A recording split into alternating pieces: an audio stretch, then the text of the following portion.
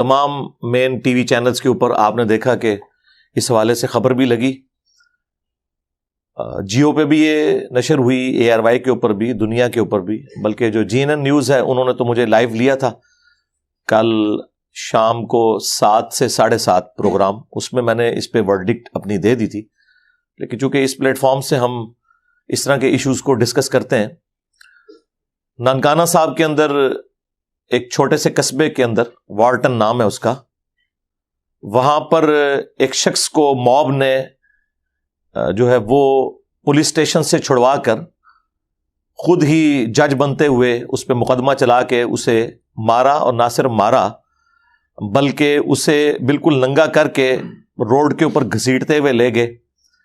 لاش کو بھی آگ لگا دینی تھی، اس وقت خیر پولیس نے کسی طریقے سے قابو پا لیا، ظاہر ہے وہ پولیس نے قابو ہی پانا تھا، اب تو کام کچھ بچا ہی نہیں تھا۔ اینڈ پہ یہ لوگ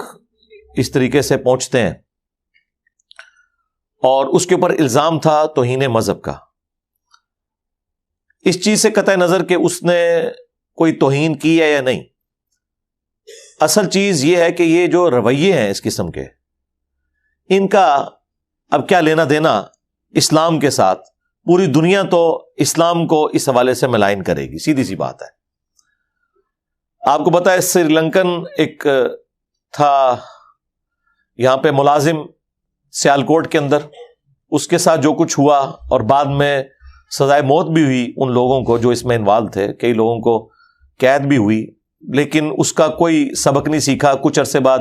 میاں چنو کے اندر بھی ایک واقعہ ہوا، وہ ایک پاگل شخص تھا جو قرآن کے اوراق کو آگ لگا رہا تھا، اسے قتل کر دیا گیا، بعد میں پتہ چلا کہ وہ تو پاگل تھا۔ اب مجھے بتائیں ایک پاگل شخص کے اوپر کون سی شریعت اپلائی ہوتی ہے؟ صحیح بخاری کے اندر یہ تعلیقاً روایت ہے، سنن ابن ماجہ میں پوری سند موجود ہے۔ سیدنا عمر نے اپنے دور کے اندر